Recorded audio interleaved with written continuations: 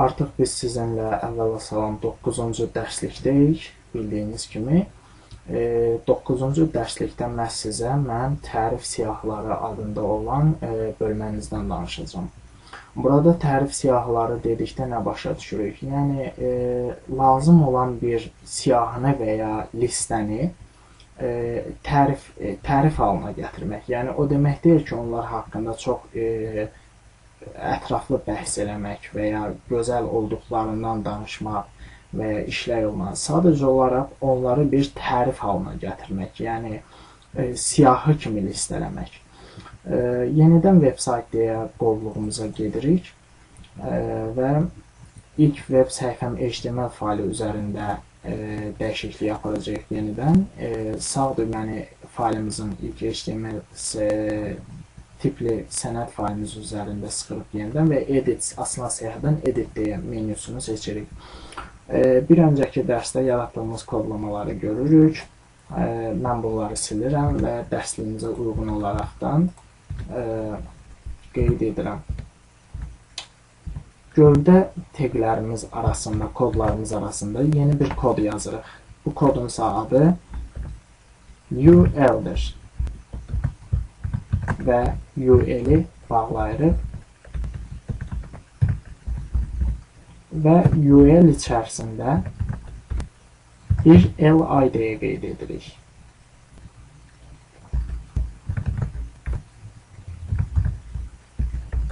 Və həmçində LI bağlayırıq və 3 dənə LI qeyd edək və bunlar haqqında artıq sizə danışmağa başlayayım. Məsələn, adlar təyin edək. Anar, Rıza, Rauf. Burada gördüyünüz ul kimi yazılan unordered list anlamına gəlir. Yəni, sıralanmış listələr, qeyri-sıralanmış listələr, yəni tərif siyahıları. Burada isə list item, yəni siyahının əşyası, siyahının dəyəri.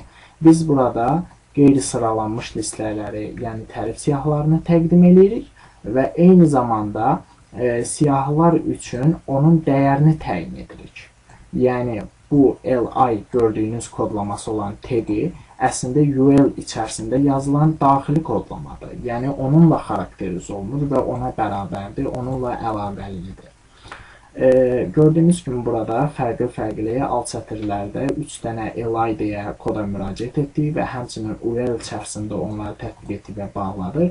Burada li ilə nə bildirdik? Bunun funksiyası ondan ibarətdir ki, qeyri-müəyyən sıralanmış tərif siyahılarında dəyər xalları təyin edirik və onları sıraladıq. İndi bizdə qalır bu funksiyanın artıq nəticəsini əlbəttə ki, görmək və bunu daha da dəqiqləşdirmək. Bunun üçün yenidən fayl menüsünə gedirik. Öncəki dərslərdə də xatırladığım kimi artıq file save as deyə hara qeyd edəcəyimiz deyə haqqında qeyd etmirik. Məhz fayl menüsündən save, yəni qeydə al deyə qeyd edirik. Və yenidən səhifəmizə əgər girib yoxlasaq, baxıb yoxlasaq, burada fərqli, baxın, burada fərqli artıq görə bilirik. Yəni, artıq standart olaraq burada gördüyümüz UL kodlaması Anarı, Rızanı, Raufu, adlarımız olan dəyərlərimizi onları bir listə halına gətirdi. Anar, Rıza və Rauf yazısının önündə, adlarının önündə gördüyünüz kimi bir dairə halında olan qara nöqtələr görə bilirik. Bunlar bəli, bizim sıralarımızdır. Yəni, qeyri-müəyyən sıralarımızdır.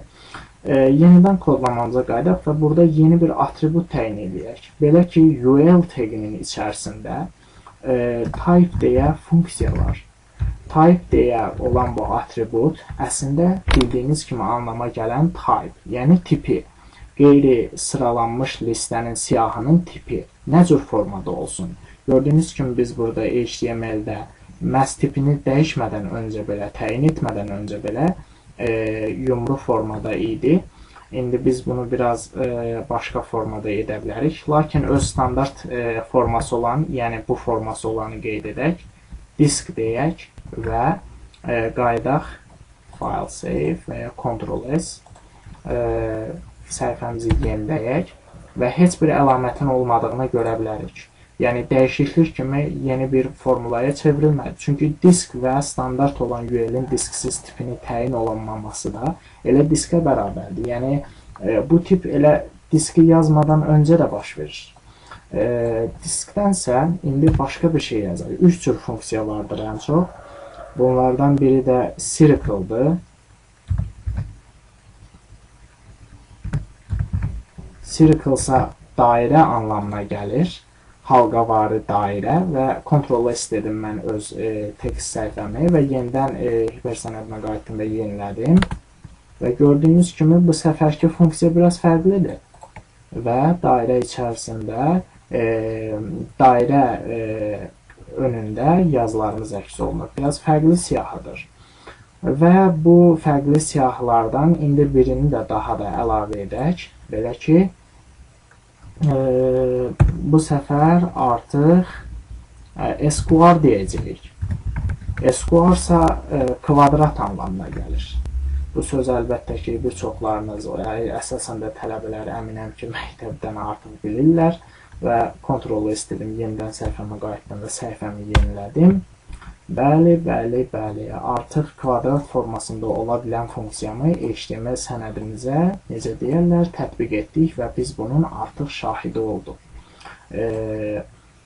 Artıq tərif siyahılarının nə olduğu haqqında sizə mən elə gəlir ki, daha dolğun nəticə kimi cavab verə bildim və bir sonraki dərsdə yenidən görüşmək ümidi ilə çox sağ olun.